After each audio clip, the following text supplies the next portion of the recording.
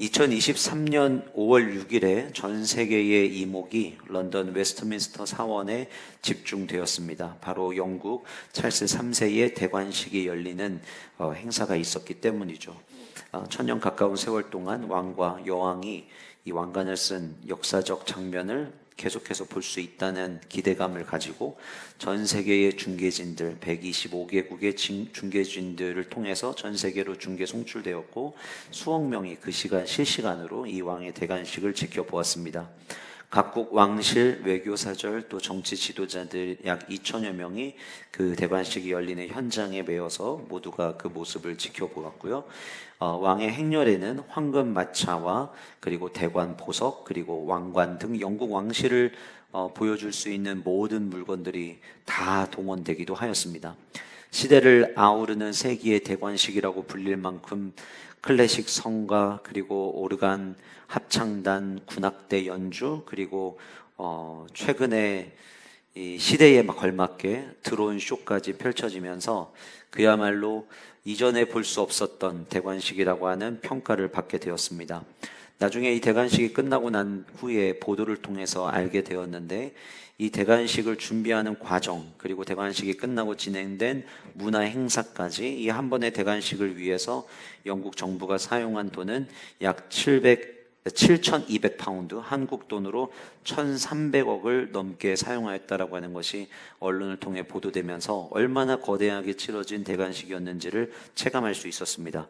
우리나라 역대 대통령들이 취임식을 했을 때 제일 많이 취임식에 들어갔던 비용이 33억인 거를 비교를 한다면 이 1,300억이라고 하는 비용은 정말 비교하지 못할 만큼 거대한 비용이라고 하는 것을 우리는 체감할 수 있게 되는 것 같습니다. 왕의 대관식, 그렇지, 왕의 대관식은 이 정도 돼야지 라고 하는 것을 보여줬던 찰스 3세의 대관식이 아니었나라는 생각을 해봅니다. 2000년 전 그날에는 그런 찬란함이 없었습니다. 황금 면류관도 없었고 화려한 마차도 없었고 그리고 잘 짜여진 퍼레이드조차 없었습니다. 만약에 찰스 3세의 왕의 대관식과 비교한다면 명함도 꺼내지 못한 어쩌면 매우 초라한 대관식이 2000년 전 예루살렘 성에 있었죠. 바로 청년 예수 그리스도가 예루살렘 성으로 입성할 때 수많은 사람들이 자기가 입고 있던 겉옷을 벗고 나귀 타고 입성하시는 예수 그리스도를 향하여 종려나무 가지를 흔들면서 호산나를 외쳤던 장면. 화려함은 없었지만 물론 겉으로 보여지기에는 그들의 그 외침과 그들의 행동이 예수 그리스도를 왕으로 인정하는 것처럼 보여지는 것만은 사실입니다. 그럼에도 불구하고 오늘 조금 전에 여러분들 보셨던 영상 속에 예수님의 표정을 여러분들 잘 보셨는지 모르겠지만 성경 안에서 마태, 마가, 누가, 요한복음에서 언급하고 있는 예루살렘에 입성하시는 예수님의 모습 그리고 그 자리에 모여있던 사람들을 머릿속에 조합해 봤을 때 사람들은 환호하고 있었던 것이 분명하지만 예수님의 얼굴은 환하게 웃지 않았을 것이라고 하는 것이 말씀을 깊게 묵상해 보면 누구나 발견하게 되는 진리라고 생각이 되어집니다. 그들의 행동에 문제가 있었던 것도 아니었어요. 그들이 겉옷을 깔았다는 것은 당시에 왕이나 혹은 전쟁에서 승리하고 돌아오는 개선 장군을 맞이하던 방식이었기 때문에 그들이 지금 예수님을 환영하고 있다라고 하는 것 충분히 보여질 수 있었습니다. 오늘 본문에도 등장하지만 이 종려가지라고 하는 것은 엄청난 승리를 이룬 왕이 전쟁을 마치고 돌아올 때 혹은 장수가 돌아올 때 흔들었던 도구이기도 했습니다. 그러니까 당신이야말로 진짜 승리한 왕이라고 하는 그 고백 또한 그 현장에는 있었습니다. 그럼에도 불구하고 예수님은 그들이 종려나무 가지를 흔들며 호산나를 외치며 그리고 자기들이 입고 있던 겉옷을 벗어서 주님을 맞이해주는 그 모습을 흔쾌히 받아들이시거나 그 모습, 그 현장에서 그들의 모든 예배, 그들의 모든 경배를 온전히 받지는 않으셨다라고 저는 생각을 합니다. 매년 우리는 고난주간이 시작되면서 이 종려주일을 예배를 드리게 됩니다. 종려주일을 예배 드릴 때마다 늘 생각하게 되는 것 또한 우리의 오늘 종려 예배를 주님이 보실 때에 과연 웃으시는 예배일까 아니면 웃지 못할 예배일까라고 하는 질문을 던지게 되는 것 같아요. 어쩌면 2000년 전 예수님께서 예루살렘 성에 입성하실 때 그 장면과 그 현장과 오늘 숫자적으로는 굉장히 적지만 저와 여러분들이 모여서 예배하는 이 현장을 비교해 본다고 한다면 저는 우리의 예배가 훨씬 더 잘 짜여져 있다고 생각합니다. 현장에는 멜로디도 없었고요. 그들이 노래처럼 부르기는 했지만 어쩌면 저마다 자기가 만들어 놓은 멜로디, 아니 이거는 멜로디라고 이야기해야 하나 그냥 외침이라고 이야기해야 되나 싶을 만큼 노래처럼 들리지 않았던 그냥 군중의 함성이었을 것입니다. 그런데 오늘 저와 여러분들이 함께 이 성전에 모여서 드렸던 찬양은 멜로디도 있었습니다. 모두가 짜여진 박자에 맞춰서 정말 물론 약간의 서로 다른 음들은 낼지는 모르지만 겉으로 들리기에는 한 목소리를 낸 찬양처럼 우리는 예배했습니다. 찬양했습니다. 당시 현장에는 군악대도 없었고 악기를 연주하는 이들도 없었습니다. 근데 우리 오늘 예배에는 건반도 있었고 드럼도 있었고 베이스 기타와 일렉 기타도 있었습니다. 그리고 앞에서 찬양을 인도한 인도자도, 그리고 여러분들이 찬양을 함께 부를 수 있도록 함께 싱어로 섬겼던 지체들도 계셨습니다. 당시 예수님께서 예루살렘 입성하실 때 그들은 겉옷을 깔아 놓았지만 겉으로 보기에는 굉장히 지저분해 보였는지도 모르겠어요. 근데 우리 오늘 교회는 어제 깨끗하게 청소를 해놔서 굉장히 깨끗합니다. 그리고 한 주간 동안 진행되는 이 패션 위크 고난주간을 위해서 아름답게 강단을 데코하기도 했습니다. 2000년 전 예수님의 그 현장과 오늘의 현장을 비교한다면 저는 우리의 현장이 훨씬 더 세련되고 훨씬 더 잘 준비된 현장이라고 생각이 됩니다. 그러나 중요한 것은 주님이 우리의 예배를 보실 때 기뻐하시느냐라고 하는 게 더 중요하다는 거죠. 왜냐하면 당시에도 그들의 행동에는 예수님을 왕으로 인정하는 것처럼 보이는 행동이 있었어요. 그러나 주님은 그것을 보시고 예배를 받으시거나 선택하시거나 그들의 마음을 받으시는 게 아니라 무엇 때문에 이들이 예배하고 있느냐에 주님은 더 관심이 있으셨다라고 하는 거예요. 그들의 그 환호는 일주일이 채 되지 않아서 예수 그리스도를 십자가에 못 박아 죽이라는 함성으로 바뀌게 됩니다. 분명 그들이 종려가지를 흔들면서 그야말로 떠들썩하게 예수 그리스도를 환영했었는데 그 환영이 식어지는 데에는 일주일도 걸리지 않았습니다.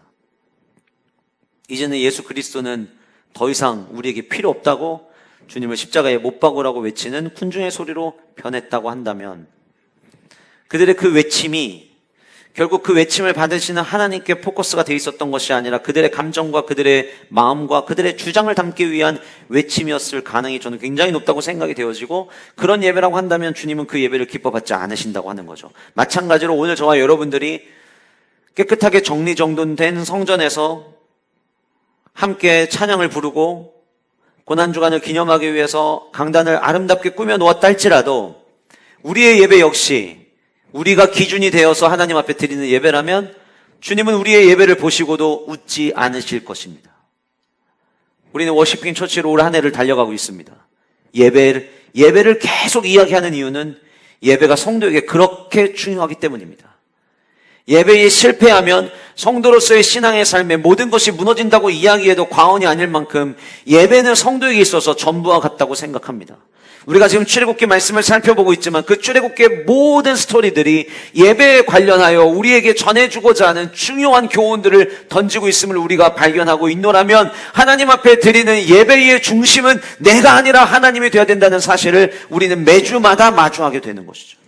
그러니 오늘 또 우리의 예배는 내가 중심이 되고 내가 기준이 되고 내 감정대로 드리는 예배가 되어서는 안 되고 하나님이 원하시는, 하나님이 기뻐하시는 예배를 드려야만 한다라고 하는 것이죠. 마태, 마가, 누가, 요한복음에 2000년 전 예수님께서 예루살렘 성에 입성하실 때 수많은 사람들이 종려가지를 흔들었다라고 하는 장면이 사복음서에 공통적으로 등장을 하고 있고, 그리고 이 신약성경 전체에 다른 어느 곳에서도 종려나무 가지를 흔든 이야기가 나오지 않다가 요한계시록 7장에서 오늘 저와 여러분들이 읽은 본문 7장 9절 말씀에서 종려가지를 흔드는 사람들이 언급이 됩니다. 예수님께서는 이미 예루살렘에 입성하실 때 종려나무 가지를 흔드는 자들을 보셨어요. 근데 그 주님이 반모섬에 유배하고 있었던 사도 요한에게 다시 종려나무라고 하는 소재를 가지고 오셔서 다시 그 이야기를 꺼내신 데에는 저는 이유가 있다고 생각을 합니다.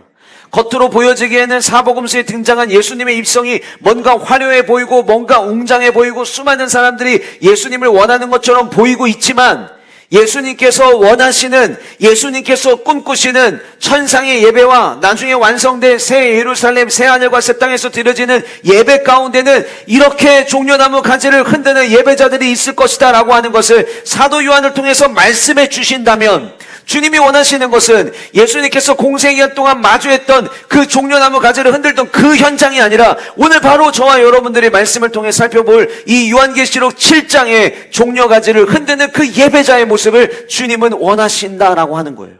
마찬가지로 하나님의 나라는 항상 두 가지의 시간적 개념을 갖습니다. 하나는 이미 이루어진 하나님의 나라와 아직 이루어지지 않은 하나님의 나라입니다. 요한계시록 7장은 아직 이루어지지 않은 하나님의 나라를 우리에게 이야기합니다. 그런데 이 말씀을 오늘 저와 여러분들에게 들려주시는 이유는 아직 이루어지지 않은 하나님의 나라의 모습을 우리에게 보여줌으로 말미암아 이미 이루어진 하나님의 나라, 예수 그리스도를 믿은 성도가 하나님 나라 백성의 삶을 살아가면서 우리는 어떤 마음으로 예배해야 될지 동시에 우리에게 말씀해 주시는 장면이 저는 오늘 요한계시록 7장이라고 생각을 한 거예요. 그렇다고 한다면 주님이 기뻐하시는 종려가지를 흔드는 예배자는 어떤 자들이었는가 오늘 우리는 말씀을 통해 살펴보고 아직 이루어지지 않은 그 하나님의 나라 그리고 이미 이루어진 이 하나님의 나라의 삶을 살아가는 저와 여러분들이 이루어질 그 하나님의 나라에서 예배할 그날을 꿈꾸며 아직 이루어지지 않은 그 하나님의 나라를 바라보면서 이미 내게 구원을 주셔서 이미 하나님의 나라를 맛보게 하신 오늘의 현실 속에서 우리는 어떻게 예배해야 될지 오늘 이 말씀을 통해 함께 발견할 수 있는 은혜가 저와 여러분들 모두에게 있기를 간절히 소원합니다. 오늘 말씀은 요한계시록을 본문으로 하고 있습니다. 요한계시록에는 4가지의 환상이 등장을 합니다. 7교회 환상을 기준으로 천상의 예배를 보여줬던 첫 번째 환상이 1장에서부터 5장까지 등장을 하고요. 6장에서부터 16장까지는 첫째 대접 나팔에 대한 이야기를 담음으로 말미암아 주님 오시기 전 어떤 심판으로 하나님께서 이 세상을 다스릴지에 대한 이야기를 들려주십니다. 그리고 17장에서부터 21장 앞부분까지는 바벨론 짐승 음녀에 대한 이야기가 나오면서 마지막 때에 온전한 성도가 하나님 앞에서 바로 세워질 거에 대한 소망을 갖게 하고 마지막 21장 후반부터 22장까지는 말씀드린 것처럼 새하늘과 새 땅 새 예루살렘에 대한 환상이 이 요한계시록의 큰 굵직굵직한 환상의 이야기로 짜여져 있습니다. 오늘 저와 여러분들이 읽은 7장은 두 번째 환상에 속하는 내용들이 담겨져 있는 7인, 7나팔, 7대접으로 이어지는 그 스토리 속에서 7인에 대한 이야기가 앞에서 언급이 되고 여러분들 6장 마지막 부분을 보시면 6장 12절 말씀 보시면 내가 보니 6째 인을 떼실 때는 이렇게 나오죠. 그리고 8장 1절을 보시면 7째 인을 떼실 때에 이렇게 나옵니다. 그래서 사실상 요한계시록 7장을 빼고 읽어도 아무 문제가 없습니다. 그러니까 요한계시록 6장에서부터 8장까지 7인에 대한 이야기가 나오는데 그 7인 중에 첫 번째부터 6번째 인까지를 6장에서 언급을 하고 7장에 갑자기 그 인에 대한 이야기와 상관없는 이야기가 지금 등장하는 거예요. 그리고 8장에 가서는 마지막 7째 인에 대한 이야기가 다시 등장을 합니다.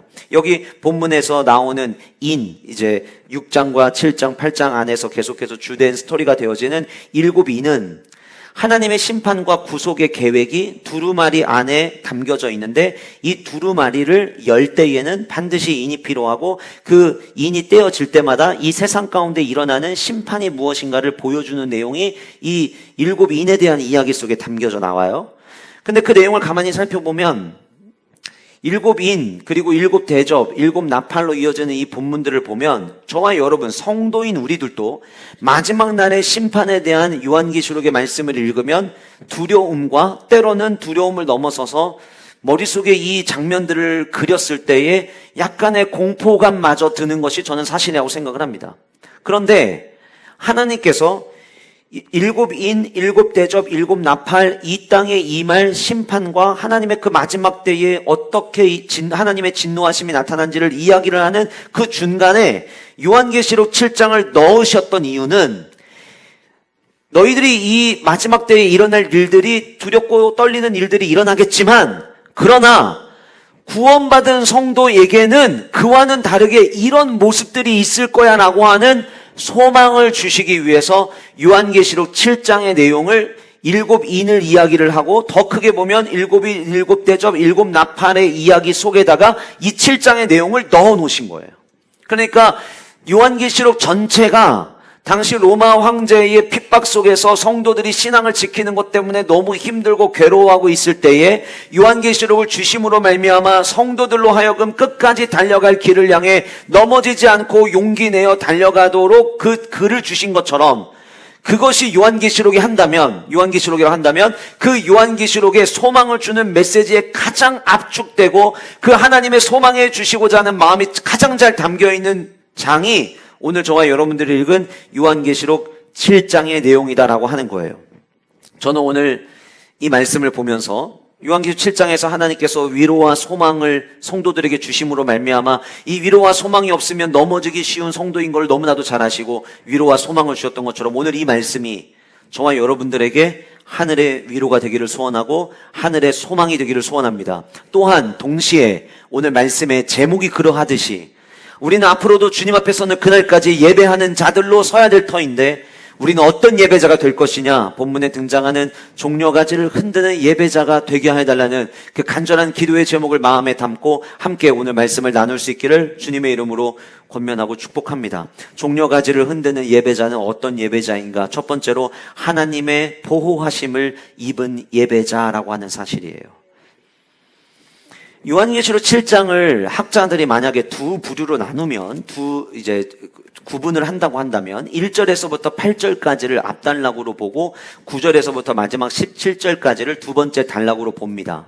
이 단락을 나눌 때에는 기준이 14만 4천이라고 하는 들었던 숫자와 그리고 뒷부분에 나오는 흰옷을 입고 종려가지를 흔드는 사람을 봤다라고 하는 앞부분은 들은 거에 대한 이야기, 뒷부분은 본 것에 대한 이야기, 앞부분은 14만 4천에 대한 이야기, 뒷부분은 종려가지를 흔드는 사람들의 이야기로 나눕니다. 그러나 역시 이렇게 학자들이 두 단락으로 나누기는 하지만 모든 학자들마다 앞에서 이야기한 14만 4천 명이 뒤에서 이야기하는 흰옷 입고 종려가지를 흔드는 사람들과 같은 의미라고 보는 데에는 의견을 다르지 않습니다. 같은 주장을 합니다. 다시 말씀드리면 앞에서는 14만 4천 명으로 언급이 되지만 뒤에는 종려가지를 흔드는 사람들로 언급이 되고 있다는 거예요. 그러니까 앞부분에서 살펴볼 14만 4천 명도 결국은 뒷부분에 나오는 종려가지를 흔드는 예배자들이라고 하는 것을 여러분들이 기억하시고 7장 1절 말씀을 보시면 이 일 후에라고 되어 있습니다. 물론 요한계시록은 연대기적 순이 아니기 때문에 여기서 이야기하는 이 일 후에라는 이 말이 여섯 번째 이인을 떼고 난 이후에 이 일이 벌어질 것이다 라고 말하는 건 아니에요. 하나님이 일곱 인을 이야기를 하시면서 소망을 주시기 위해서 중간에 7장의 이야기를 말씀하신 것일 뿐이지 여섯 번째 인을 떼시고 난 다음에 이 7장의 일이 있고 그리고 7장의 일이 있고 난 다음에 8장의 일이 있을 것이다 라는 것을 이야기하는 것은 아니라고 하는 거예요. 그런데 하나님께서는 여섯째 인까지 이야기를 마치시고 어떻게 보면 성도들이 이 마지막 때에 일어날 심판에 대한 두려움과 염려를 가지고 있는 그들에게 내가 지금 위로해야겠구나, 내가 지금 소망을 줘야겠구나 라고 하는 마음으로 7장을 시작을 하시는데 본문에 보면 내가 내 천사가 땅 내 모퉁이에 선 것을 보니 이렇게 되어 있습니다. 본문에서 이야기하는 내 모퉁이, 땅의 내 모퉁이는 우리가 살아가는 세상을 이야기를 하는 거예요. 물론 이걸 가지고 학자들 가운데 옛날에 고대에는 지구가 동그랗다고 생각하지 아니하고 평평했다고 생각했던 것이 들어온 것이다라고 이야기하는 분들도 있지만 저는 이 본문을 해석하는데 고대의 사람들이 지구가 동그랗게 생겼다고 봤냐 네모나게 생각했다고 봤느냐는 그렇게 중요하지 않다고 생각해요. 하나님은 천지를 창조하실 때에도 동서남북을 만들어 놓으셨기 때문에 저는 그 기준으로 봐도 충분히 이 본문을 해석하는 데는 큰 문제가 없다고 생각을 합니다. 어쨌든 내 모퉁이는 온 세상을 가리키는 거예요. 그리고 내 모퉁이에 섰는데 땅의 사방의 바람을 지금 붙잡고 있는 천사의 모습이 오늘 본문에 언급이 됩니다. 본문에서 이야기하는 바람은 종말의 때에 하나님께서 베푸실 심판, 재앙, 파멸을 가리킵니다. 잘 보세요. 마지막 때가 되면 하나님은 온 인류를 심판하십니다. 구원자로 오신 주님은 마지막 심판주로 다시 오시기 때문에 심판의 날은 반드시 있습니다. 그리고 그 심판의 날을 앞두고 성도들이 그 신앙을 지키기 위해서 힘겨운 시간들을 지나가게 될 것이라고 하는 것을 계시록에서는 예언을 통해서 우리에게 말씀해 주고 계시는 거예요. 근데 그 내용 안에 지금 심판의 때 그 고통 환난의 바람이 막 몰려오는 바로 그때 2절 또 봄에 다른 천사가 지금 이 네 굿을 잡고 있는 천사 말고 다른 천사가 살아계신 하나님의 인을 가지고, 여기서 이야기하는 인은 하나님이 마치 내 소유다라고 하는 것에 대한 확인, 그 확인 증서와 같다고 생각하시면 될 것 같아요.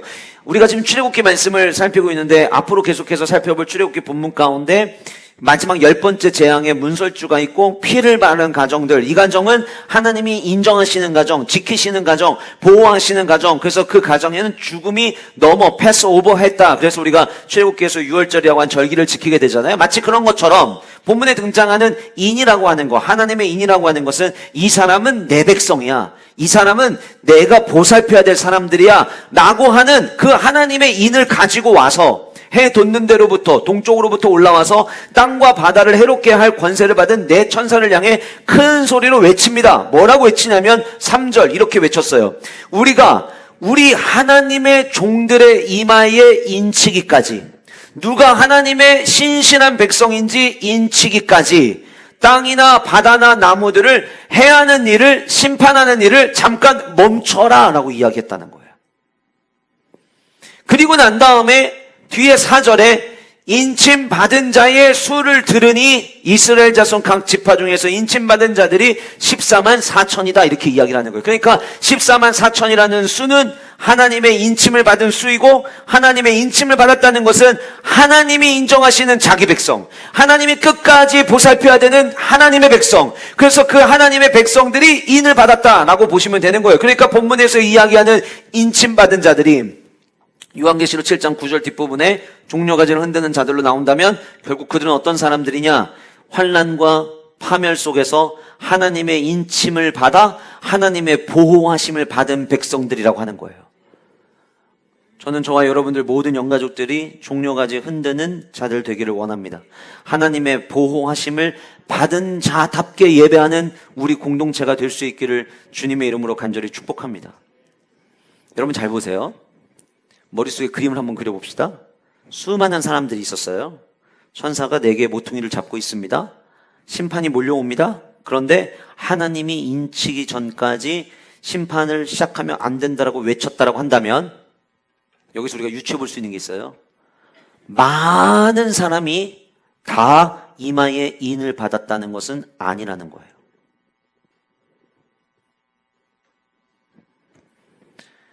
우리는 오늘 또 성도로 주님 앞에 나와 예배를 합니다. 근데 우리의 마지막, 저와 여러분들이 꿈꾸는 것은 영원한 생명입니다. 그리고 주님 다시 오시는 그날 이후 새하늘과 새 땅에서 영원토록 주님을 예배하며 영원한 삶을 누리는 것이 저와 여러분들의 최고의 목표입니다.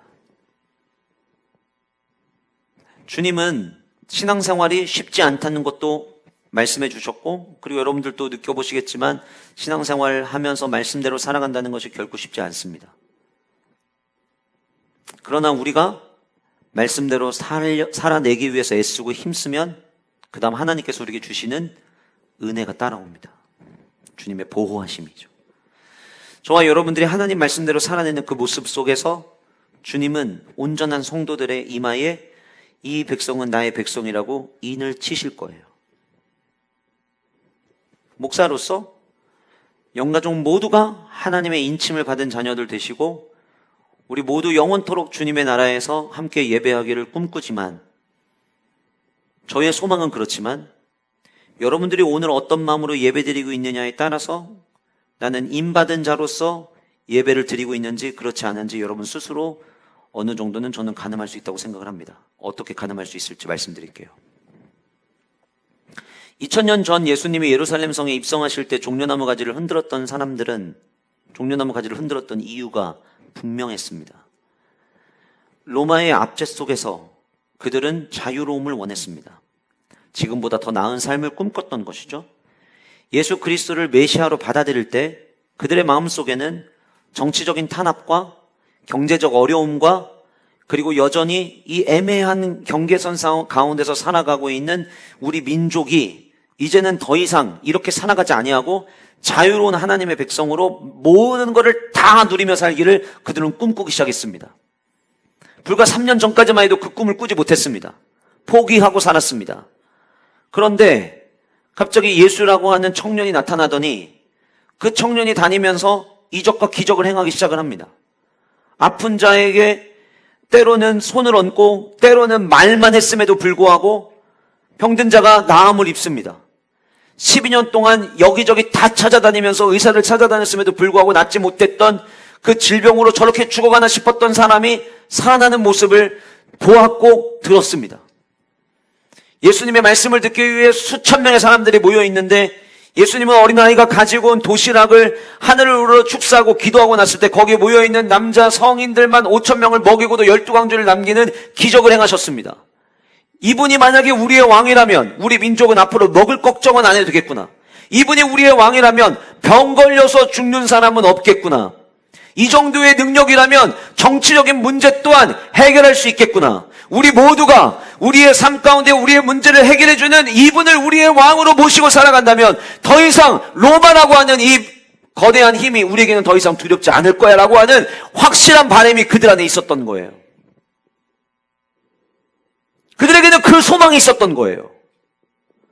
이거를 꿈꿨던 거예요. 오늘날로 이야기하면 그들의 리즈를 채워줄 만한, 우리의 욕구를 충족시켜줄 만한 그 청년 예수 그리스도를 보았던 것이죠. 그래서 그들을 향해, 예수 그리스도를 향해 온 힘을 다해 종려가지를 흔들었습니다. 모두가 동의한 고백이었습니다. 아무리 생각해봐도 이 사람이 하는 행동을 지난 3년 동안 들려온 소문을 들었을 때 이 사람이 우리의 왕이 된다면 그러면 우리의 미래는 더 이상 걱정하지 않아도 될 거라고 그들 모두가 생각했고, 그래서 그들은 종려나무 가지를 흔들기 시작했습니다. 그들은 각자 저마다의 기대감을 가지고 나왔던 거예요. 그런데 오늘 본문에 등장하는 종려가지를 흔들었던, 본문에 등장하는 14만 4천 명은 기대감을 가지고 흔든 게 아니라 나를 보호하신 것에 대한 감사로 종려가지를 흔들고 있는 거예요. 예수 그리스도를 처음 만났을 때, 처음 교회 생활을 시작할 때에는 2000년 전 종려가지를 흔드는 사람들처럼 내 삶에 원하는 바가 있을 수 있습니다. 예수님 믿으면 뭔가 사업도 잘 될 것 같고, 내가 자녀들을 위해서 기도하면 자녀들도 좋은 대학 갈 것 같고, 가정에 문제가 있던 것도 하나님 믿으면 그 가정의 모든 문제를 하나님이 해결해 주실 것 같고, 질병으로 고통하고 있는 가족, 내가 나가서 교회에 가서 기도하면 내 기도하는 정성을 봐서라도 예수님께서 낫게 해주실 것 같고, 이런 마음으로 처음은 그 자리에 올 수 있습니다. 그러나 오늘 주님께서 저와 여러분들에게 주목하게 하시는 예배의 장면은 바로 사복음서에 등장한 종려가지를 흔드는 자들이 아니라 요한계시록에 등장하는 종려가지를 흔드는 자들이에요. 그들은 누굽니까? 말씀대로 살기 위해서 치열한 싸움을 했던 사람들입니다. 내가 말씀대로 살기 위해 치열하게 싸웠더니 하나님이 나를 보호하시는 것을 삶 가운데서 경험한 자들. 그럼 여러분 잘 보세요. 종려가지를 흔들면서 예배하는 자들에게는, 2000년 전 종려가지를 흔들면서 예배하는 자들에게는 기대감은 있습니다. 그런데 그들에게는 감사는 없어요. 요한계시록에 등장하는 예배자들에게는 감사가 깊게 묻어져 있어요. 수많은 환난, 시험, 어려움을 통과하게 하신 그 하나님의 은혜에 대한 감사의 고백으로 예배한다라고 하는 거예요. 그럼 여러분들 가운데 이렇게 질문할 수 있어요. 목사님, 그럼 우리는 신앙생활하면서 기대하면 안 됩니까? 기대할 수 있어요. 제가 말씀드리고자 하는 건 뭐냐면, 기대함만 가지고 여러분들이 예배하신다면 여러분들도 죄송하지만 7일이 지났을 때 예수님 십자가에 못 박으라는 소리를 지르는 군중으로 바뀔 수 있다는 거예요. 신앙생활은 내 원하는 니즈를 충족시키기 위해서 하는 게 아닙니다. 신앙생활은 내가 어떤 존재인지를 예수 그리스도의 십자가 앞에서 발견하고, 내가 죄인인데 죄인된 나를 위해 주님이 십자가에 못 박혀 죽으심으로 말미암아 내 힘으로는 도무지 해결할 수 없는 가장 무거운 죄의 문제를 해결해 주시고 나에게 영원한 생명을 주셨고, 내가 주님을 따라간다는 게 결코 쉽지 않음에도 불구하고 오늘 또 주님 앞에 나와 예배하면서 고백할 수밖에 없는 것은, 지난 일주일도 내 삶에 예상대로 된 것이 하나 없고 예상대로 빗나갔지만 오늘 또 내가 주님 앞에 나와 예배할 수 있음이 주님의 은혜요, 주님의 돌보심이요, 주님의 보호하심입니다. 이 안에서 감사로 드리는 예배를 주님은 원하신다라고 하는 거예요. 저는 우리 영가족들이 기대감으로만 예배하는 예배자가 아니라 감사함으로 예배하는 예배자들 되시기를 주님의 이름으로 축복합니다. 분명한 거 한 가지는, 여러분들이 가지고 계신 기대감만 가지고 예배하신다면 죄송하지만 여러분들은 주님 오시는 그날까지 예배하는 자로 절대 서 있지 못할 겁니다. 그러나 내 뜻대로 되지 않더라도 내가 주와 함께 동행하는 것이, 말씀대로 순종하며 살아가는 것이, 그것이 내게 주신 최고의 축복임을 깨달아 우리가 한 걸음 한 걸음 주님 가신 길을 따라가면 어느새 여러분들의 걸어왔던 지난날의 삶의 여정은 하나님이 여러분들을 돌보시고 보호하신 흔적으로 다 채워져 있을 거예요. 그렇게 일주일을 살고 또다시 주일에 나와 주님 앞에 예배하게 되면 지난 일주일도 주님의 보호하심이 있었습니다를 고백할 수밖에 없다라고 하는 거예요. 그 감사함으로 드리는 예배가 바로 종려가지를 흔들며 드리는 예배자의 모습이다라고 하는 것입니다. 마틴 로이드 존스가 이런 이야기를 했습니다. 구원받았다는 사실 하나만으로도 우리는 더 이상 세상에 속한 자가 아니며 그 자체로 우리의 모든 삶이 감사의 반응이어야 한다. 구원받았다는 그 자체만으로도 저와 여러분들의 삶의 모든 삶이 감사의 반응이 되어야만 한다라고 이야기했다면, 지난주 내 삶 가운데 감사할 이 제목이 있어서 나는 오늘 하나님께 감사로 예배할 수 있습니다가 아니라, 여러분들이 구원의 확신이 있다면 그 구원의 감격으로 인하여 나를 지키시고 나를 죄에서 건지셔서 나를 죄로부터 보호하신 그 하나님의 은혜에 감격함으로 마음속으로 종려가지를 열렬히 흔들으며 주님을 예배하는 예배자 되는 그런 공동체, 그런 성도 모두가 되시기를 주님의 이름으로 축복합니다. 두 번째로, 종려가지를 흔드는 예배자는 십자가로 구별된 예배자였습니다. 주님이 원하시는 예배자, 어떤 예배자냐? 십자가로, 두 번째, 구별된 예배자라는, 전 두 가지 의미를 다 여러분들에게 전달을 좀 하고 싶어요. 앞에서 말씀드린 것처럼 4절에서 내가 인침받은 자의 수를 들었어요. 여러분 이렇게 생각하시면 돼요. 예를 들어서 엄청 많은 사람들이 모였어요. 그래서 그거를 누구랑 통화를 하는 거예요. 나 여기 왔는데 여기 진짜 사람 엄청 많아. 몇 명인지 몰랐어요. 그런데 이제 나중에 기사가 나왔는데 거기 모인 사람이 14만 4천 명이었더라. 소리를 내가 듣게 되면 그때서 아는 거예요. 마찬가지로 4절은 내가 인침받은 자의 수를 들으니 라고 얘기했어요. 들으니. 그런데 9절에 보면 내가 보니 라고 이야기를 합니다. 내가 보니. 자, 두 번째는, 그래서 이제 앞에서 4절에서 인침받은 자의 수를 4절은 들었고 9절은 봤어요. 근데 봤는데 그 종려가지 흔드는 자들에 대한 몇 가지 이제 묘사가 있는데, 능히 셀 수 없는 큰 무리가 흰 옷을 입고라고 이야기를 하고 있어요.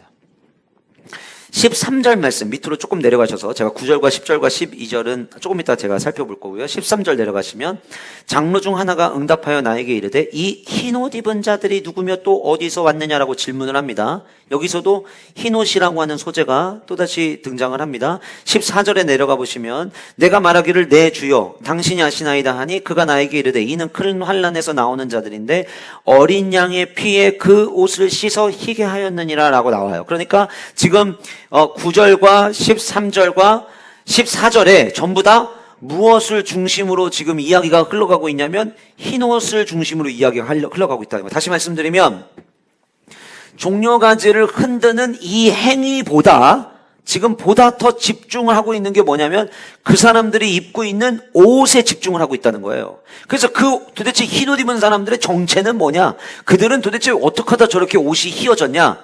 그러면 생각해 볼 수 있겠죠? 수많은 무리들이 있는데 종려가지를 흔드는 사람들만 지금 흰옷을 입고 있는 거예요. 깨끗해요.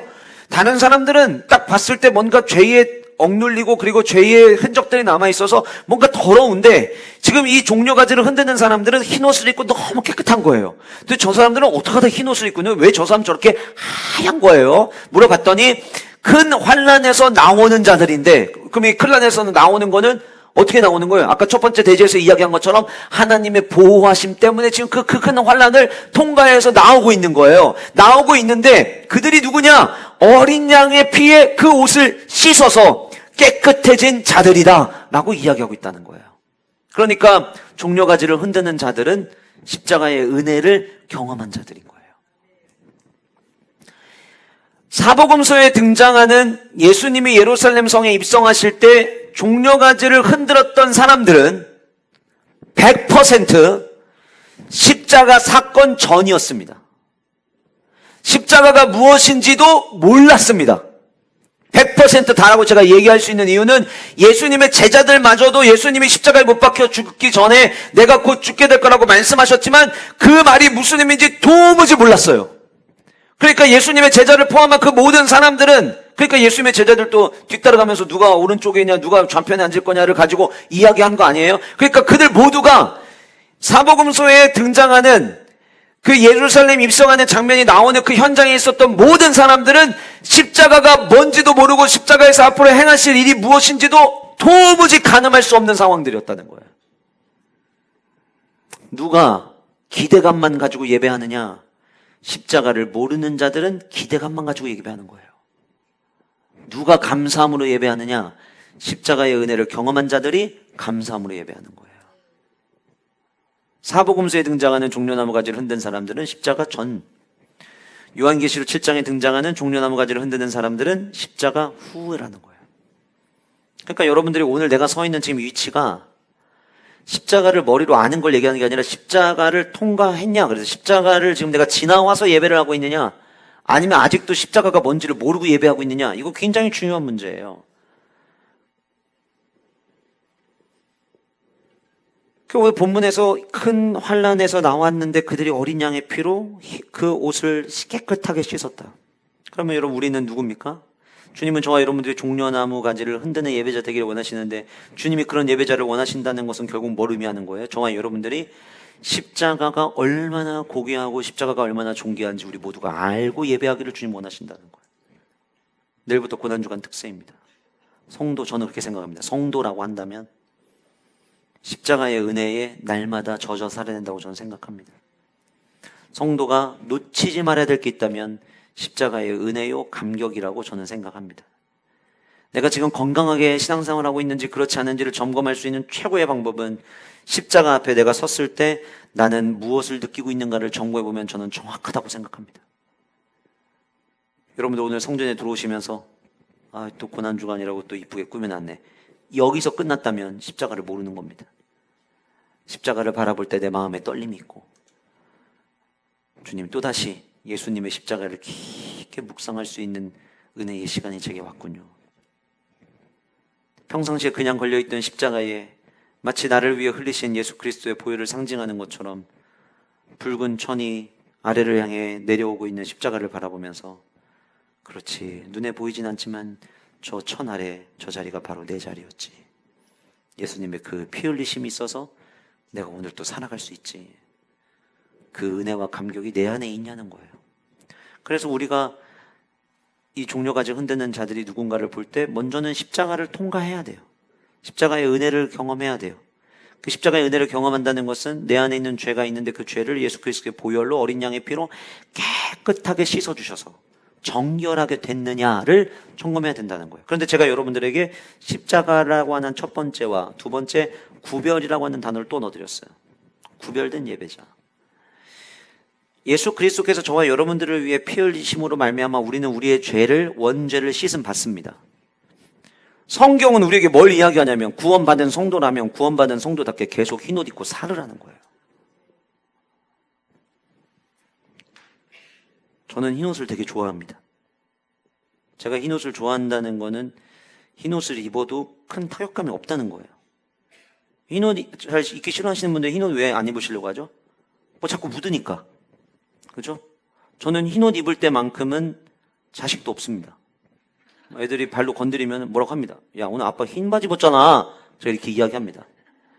흰 바지 입으면은요, 주의를 기울여야 돼요.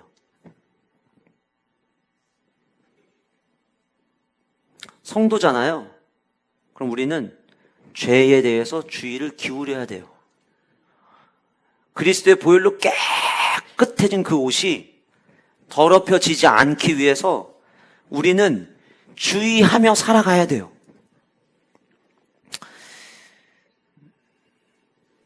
이렇게 이야기하면 마치 거룩한 삶을 살아가는 것, 거룩한 삶을 추구하며 살아가는 것이 내가 하고 싶은 것을 못하게 발목 잡는 얽매임이라고 생각하시는 분들이 계세요. 거룩함은 곧 내가 하고 싶은 것을 못하게 가로막는 얽매임이야, 족쇄야 라고 생각하시는 분들이 있다는 거예요. 아닙니다. 거룩은 주님의 은혜에 대한 저와 여러분들의 응답이라고 하는 사실을 우리는 기억해야 돼요. 이 인치다 라고 하는 이 표현이 구약 성경에 등장을 합니다. 에스겔서 9장 3절과 4절에 언급이 되는데 4절에 이런 말씀이 있어요. 여호와께서 이르시되 너는 예루살렘 성읍 중에 순행하여 그 가운데서 행하는 모든 가증한 일로 말미암아 탄식하며 우는 자의 이마에 표를 그리라 하시고 이렇게 이야기하고 있어요. 구약에서도 표를 받는 자가 있다. 표를 받을 자가 누구냐를 이야기를 하셨는데 뭐라고 얘기했냐면 모든 가증한 일로 말미암아 탄식하며 우는 자들이 이마에 표를 받았다라고, 표를 받을 것이다라고 이야기했다는 거예요. 자, 그럼 이게 무슨 얘기입니까? 모든 가증한 일이라고 하는 것은 뭘 의미하는 걸까요? 아주 쉽게 얘기하면 죄를 얘기하는 거예요. 하나님을 더 사랑하지 못하는 죄부터 시작해서 성경이 이야기하는 하나님을 믿는 하나님의 백성들이 해야 하는데 하지 않는 것, 하지 말아야 되는 거 하는 것, 모든 죄를 얘기를 합니다. 그런데 이마에 인침을 받는 자들은 적어도 그 죄를 가증히 볼 수 있어야 된다는 거예요. 아유, 세상 사람들 다 아는 거요. 그 관점이 아니라 적어도 종려가지를 흔드는 온전한 예배자라고 한다면 남들이 다 해도 남들이 그거 이제 더 이상 다 해서 이제는 더 이상 그거 죄라고 말하기도 너무 어색해. 오히려 죄라고 말하는 내가 더 민망해 라고 한다 할지라도 구원받은 성도는 죄를 가증히 여길 수 있어야 된다는 거예요.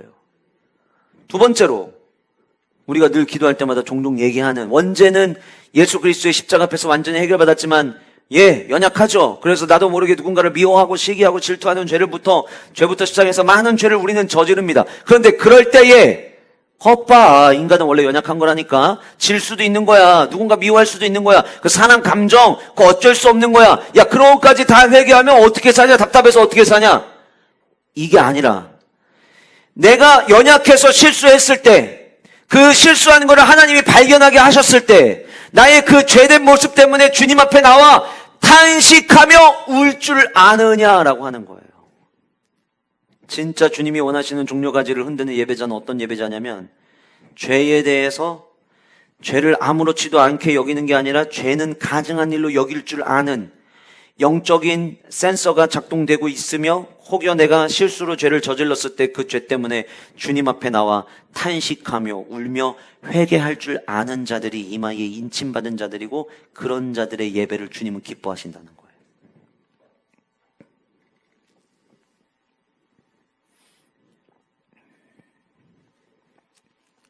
여러분들은 어떤 예배자이십니까? 지난 일주일 동안 여러분들은 어떻게 살아오셨습니까? 편법을 비롯한 모든 우리의 인생사에 살아가면서 이제는 놀랍지도 않을 만한 이야기들, 그러나 그것이 성경을 기준으로 죄라고 이야기했다면 우리는 그 죄를 가증히 여길 줄 아는 성도가 되어야 합니다.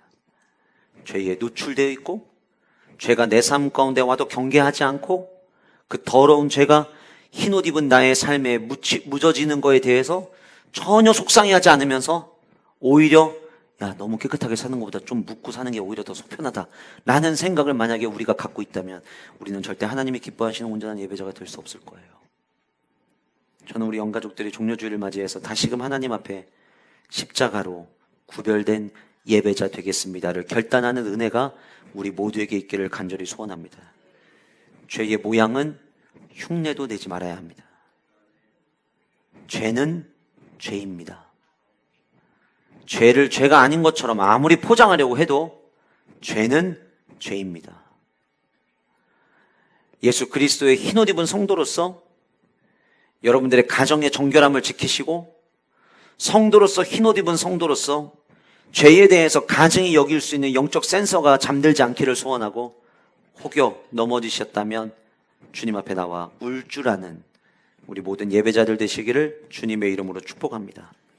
세 번째로 종려가지를 흔드는 예배자는 하나님과 친밀한 예배자입니다. 오늘 나의 예배가 어색한 예배냐 친밀한 예배냐 점검하셔야 돼요. 지난 일주일 동안 하나님과의 교제가 하나도 없어가지고 오늘 주님 앞에 나올 때 나 오늘 잘못한 것도 하나님이 뭐라고 하시면 어떡하지 막 긴장하고 조마조마해서 나오는 예배냐, 아니면 내가 완벽하지 않지만 지난 일주일 동안도 주님과 함께 교제하고 주님과 함께 동행함으로 살아서 오늘 또 주님 앞에 나오는 것이 기쁘고 행복하고 주님 앞에 나가 함께 예배할 수 있다는 것이 내 삶의 가장 큰 일주일의 최고의 시간으로 여기며 나와왔느냐라고 하는 거예요. 주님은 단순히 종려가지만 흔드는 걸 원하시는 게 아니라 친밀한 예배자 되기를 주님은 원하신다라고 하는 거예요. 9절 말씀해 보시면, 자, 종려가지 흔드는 자들이 첫 번째로 중점적으로 관심을 뒀던 것이 흰 옷을 입었다는 거에 관심을 뒀어요. 그런데 두 번째로 그 종려가지를 들고 성경이 이렇게 이야기합니다. 보좌 앞과 어린 양 앞에 서서 이렇게 얘기를 해요. 그 다음에 10절에서는 큰 소리로 외쳐 이르되, 다시금 보좌에 대한 이야기가 나옵니다. 구원하심이 보좌에 앉으신 우리 하나님과 어린 양께 있도다 라고 이야기를 해요. 그 다음에 11절에서는 이번엔 천사 이야기가 나오는데요. 천사가 모든 장로, 보좌와 장로들과 네 생물의 주에 서 있다가 보좌 앞에 천사들도 보좌 앞에 있다고 얘기를 하고 그곳에서 엎드려 얼굴을 대고 하나님께 경배합니다. 그리고 밑으로 조금만 내려가 보시면 15절 같이 한번 읽어보실까요? 같이 읽겠습니다. 시작. 15절에도 보좌 앞에 있다. 그런데 보좌 앞에 있고 거기서 끝나지 않고 또 그의 성전에서 밤낮 하나님을 섬김에 이렇게 이야기를 하고 있어요. 종려가지 흔드는 자들을 첫 번째는 흰옷 입은 사람으로서 조명을 해서 그 흰옷 입었다는 게 도대체 뭐예요? 라고 질문까지 하고 어린 양의 보혈로 깨끗하게 씻어진 자라고 이야기를 했다면, 두 번째는 그 종려가지를 흔드는 자들이 지금 어디에 있냐를 보여주는데 그 장소가 하나님의 보좌 앞이라고 하는 거예요. 보좌 앞, 말 그대로 하나님이 계신 그 앞이라고 하는 거예요. 여러분 뭐가 느껴지세요? 저는 이 본문을 묵상을 하면서 주님과의 거리, 일단 제일 먼저 느껴진 건 거리감이었어요. 거리감. 어디에 있느냐? 그 사람이 어디에 있느냐가 누구와 가까운지를 보여주는 거예요. 일주일에 한 번 데이트하는 것과 매일마다 데이트하는 건 다릅니다. 같을 수 없어요. 뭐 요즘 청년들이 연애도 시작하기 전에 너는 연애 스타일이 일주일에 한 번 보는 스타일이야, 매일마다 자주 보는 스타일이야, 이렇게 묻는데 사랑이 뭔지 모르고 그 질문 던지는 거라고 생각합니다. 좋아하면 매일마다 보게 돼 있고요.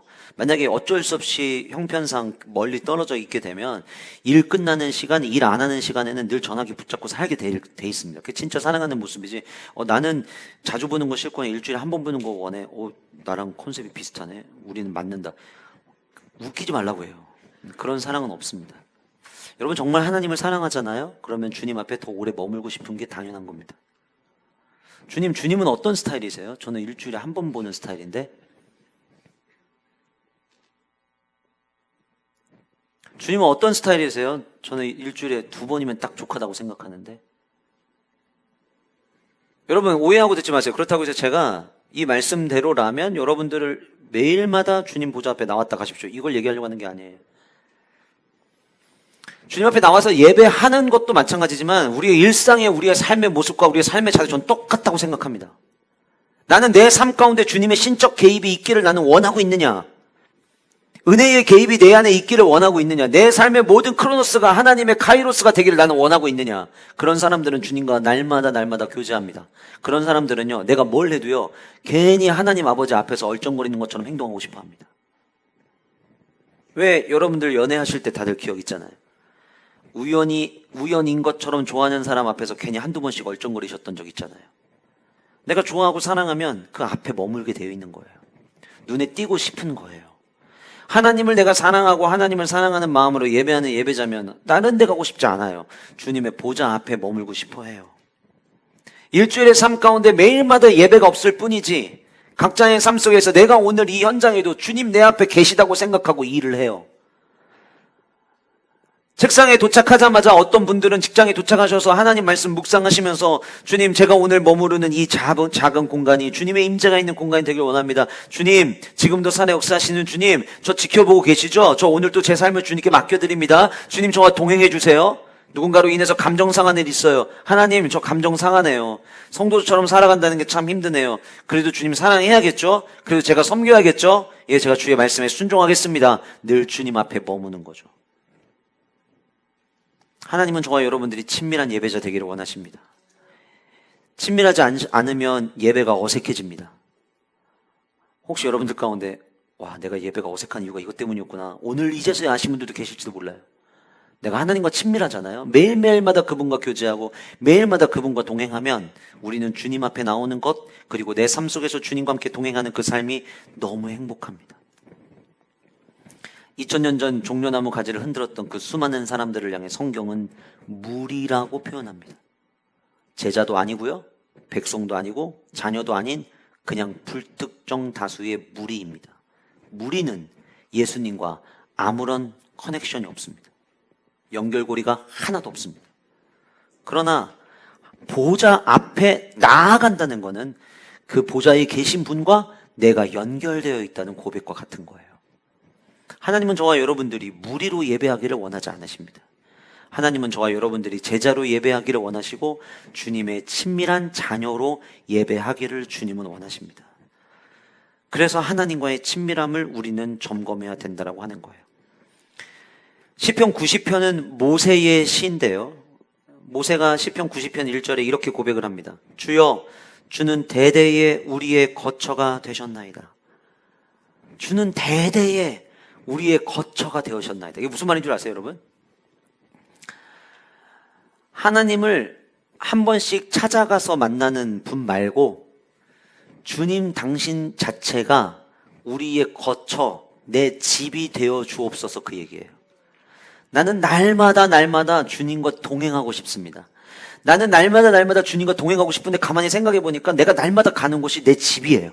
그러니까 주님의 거처, 내 삶의 주의 대대로 내가 있는 곳이 주님의 거처가 되기를 원합니다라고 하는 그 말은 나는 늘상 주님 앞에서 교제하고 나는 늘상 주님과 동행하는 삶을 살기를 원합니다라고 고백하는 모세의 마음이 담겨져 있다라고 하는 거예요. 저는 그 모세의 고백이 저와 여러분들의 고백되기를 소원합니다. 하나님의 임재 연습을 쏜 로렌스 형제가 이렇게 이야기했어요. 잘 들어보세요. 계속해서 하나님과 동행하는 것보다, 날마다 하나님과 동행하며 사는 것보다, 이 얘기예요, 더 잘 사는 방법은 세상에 없다. 날마다 하나님과 동행하고 날마다 하나님과의 친밀함을 유지하고 주님께 여쭈어보고 그러면서 살아가는 그 삶의 방법보다 이 세상을 살아가면서 더 멋지고 더 근사하게 잘 살 수 있는 방법은 없다. 저는 여러분들 모두가 로렌스 형제가 한 이야기가 성경 구절은 아니지만 저도 그렇게 생각합니다라고 동의할 수 있는 영가족들 되시기를 주님의 이름으로 축복합니다. 정말 내 삶 속에 가장 인간답게 살고 가장 하나님이 창조하신 창조물답게 살 수 있는 것은 주님과 날마다 교제하며 친밀한 삶을 살아가는 것입니다라고 고백하는 우리 영가족들 모두가 되시기를 주님의 이름으로 축복합니다. 마지막 네 번째로, 종려나무 가지를 흔들렸던 예배자들은 결말을 아는 예배자였습니다. 결말을 아는 예배자.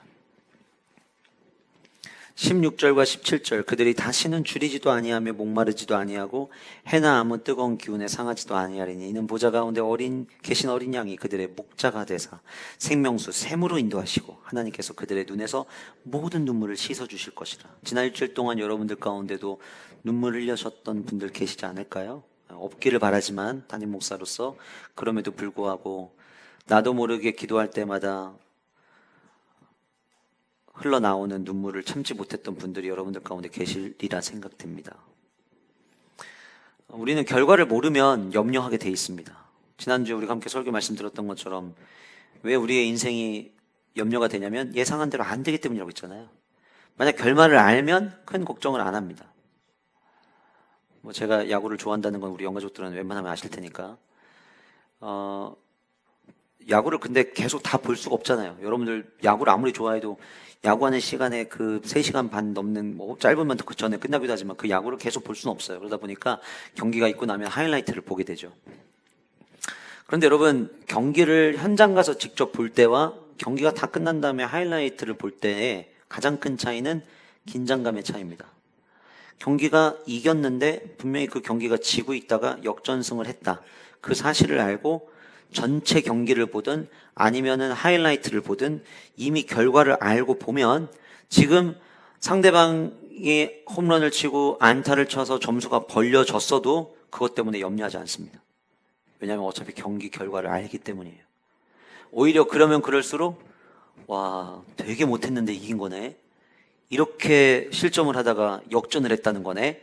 이 소망을 가지고 오히려 그 경기를 보게 돼요. 그것이 결과를 아는 자와 모르는 자의 가장 큰 차이예요. 왜 당시에 이 사도 요한이 쓰는 이 시대를 살아가던 성도들이 두려움이 왜 있었을까요? 말씀대로 살아가기 위해서 힘겹게 버티고 있지만, 환난과 핍박을 받고 있지만, 언제까지 끝날지도 모르고 과연 우리의 마지막은 어떻게 될 건가에 대한 확실함이 없었어요. 그래서 일곱 인에 대한 이야기가 나올 때 성령 하나님께서 예수 그리스도를 통하여 그들에게 편지를 주신 거예요. 말씀을 주신 거예요. 근데 그 내용에 보니까 무슨 내용이 나와 있냐면, 너네 지금 힘들지? 너네 지금 되게 괴롭지? 말씀대로 살아간다는 거 만만치 않지? 그런데 이렇게 살아가다 보니까 과연 이러다가 넘어지는 거 아니야? 이러다 끝나는 거 아니야? 이러다 망하는 거 아니야? 라는 생각이 너희들 안에 엄습해 오지? 그런데 너희들 마지막 모습을 내가 보여줄게. 그게 오늘 본문인 거예요. 마지막 우리의 모습은 제가 16절, 17절을 이야기했지만 사실 더 정확하게 이야기하면 15절 마지막부터예요. 보좌에 앉으시니가 그들 위에 장막을 치시나니. 이게 무슨 얘기냐면 영원한 보호하심이 있는 장막, 하나님의 임재가 있는 장막을 치시고요. 16절에는 줄이거나 목마르지도 않는데요. 영적으로나 육적으로나 더 이상 결핍이 없게 하실 거라는 약속을 주십니다. 그리고 어린 양이 지금은 예수님은 이미 십자가에 못 박혀 죽으시고 승천하셨어요. 눈에 성령님은 보이질 않아요. 그러니까 우리가 마치 목자 없이 각자 고군부터 하며 살아가는 것 같아요. 그런데 17절에 어린 양이 그들의 목자가 되어주셔서 생명수 샘으로 인도하신다. 모든 눈에서 눈물을 씻어주신다. 그래서 마지막 인도함을 받아서 더 이상 울지 않고 우리 모든 성도들은, 우리 모든 영가족들은, 주님을 나의 구원자로 믿는 모든 성도들은 늘상 영원토록 기쁨과 즐거움과 환호 속에서 찬양하며 예배할 것이라고 하는 그 마지막 장면을 보여주신 거예요. 저는 오늘 예배가 그런 예배 되기를 소원합니다. 이거를 여러분 보면은요, 예배에는, 찬양에는 7가지만 담겨지게 돼 있어요. 여러분들 12절 말씀해 보시면 이르되 아멘 찬송과 영광과 지혜와 감사와 존귀와 권능과 힘이 우리 하나님께 세세토록 있을지어다. 그리고 아멘으로 끝이 납니다. 이걸 가리켜서 신학적으로 칠중송영이라고 이야기를 합니다. 송영이 있는데 그 송영이 7가지가 담겨져 있다. 그 칠중송영, 단어가 총 7가지죠. 찬송, 영광, 지혜, 감사, 존귀, 권능, 힘까지 7개의 단어가 등장을 합니다. 첫 번째로 찬송은 하나님을 향한 선포의 찬양이에요. 마치 이런 거죠. 우리가 찬양할 때 위대하신 주 고백하면서 하나님의 위대하심을 선포하는 것처럼 하나님의 그 놀라우심, 하나님을 향한 그 위대한 선포의 찬양이 첫 번째 찬송이에요. 영광, 헬라어로 독사라고 하는 글로리를 이야기하는데 하나님의 그 영광스러우심, 하나님의 그 존귀하심을 볼 때 나는 잠잠할 수 없습니다 라고 마음으로 드려지는 그 찬양의 고백이고요. 세 번째로 지혜는 하나님은 모든 계획과 하나님은 모든 뜻의 근원 되시는 분이시고, 네 번째로 나오는 감사는 그 모든 계획대로 하나님은 이루시는, 그래서 그 하나님 이루신 구원에 대한 감사와 감격을 표현하는 것이 본문에 등장하는 네 번째 찬양의 모습이에요. 다섯 번째로 존귀라고 하는 단어는 하나님께 내가 올려드려야 될 존귀는 오직 하나님께만 올려드려야 됩니다를 고백하는 자들이 하나님께 마땅히 올려드려야 될 존경을 올려드리는 것이고, 여섯 번째 권능은 그 하나님의 절대적인 통치와 하나님의 절대적인 지배력을 내가 인정합니다의 고백. 마지막 힘은 하나님의 그 능력은 모든 것을 계획대로 이루시는 그 막강한 힘을 가지고 계신 분이 하나님이십니다를 고백하는 바로 그 찬양. 저는 우리가 마지막을 본 자답게 우리의 삶에도 이 고백이 예배 때마다 있기를 원하고, 그리고 특별히 다음 한 주간 동안 집중되기를 간절히 소원합니다. 제가 여러분들에게 한 가지 제안하고 싶은 게 있습니다. 성도라고 한다면 우리 모두가 한 번쯤은 해보고 싶은 게 있습니다. 다음 한 주간 동안만이라도 찬양을 제외한 노래는 부르지 말아보세요. 다음 한 주간만이라도. 목사님, 세상 노래가 얼마나 정서적으로 좋은데요. 반딧불 얼마나 좋아요. 이렇게 생각하시는 분들 여러분 가운데 계실 수 있어요. 한국의 이 정이 담겨진 트로트 얼마나 좋아요. 할 수 있어요. 네. 그런데 우리 이번 한 주간만이라도 하나님을 찬양하는 데에만 한번 우리의 모든 입술을 들여보자는 거예요. 매일 새벽마다 교구별로 찬양 인도를 합니다. 그리고 그날 부를 찬양들이 콘티가 다 나와 있습니다. 아마 각 교구마다 전달 받으셨을 거예요. 그날 새벽 예배가 끝나면 그날 예배 때 불렀던 찬양을 교회 단톡방에다가 찬양 링크와 악보를 올려드릴 거예요. 그날은 그 찬양만 한번 묵상해 보시고 그 찬양으로만 고백해 보시는 영가족들 되셨으면 좋겠습니다.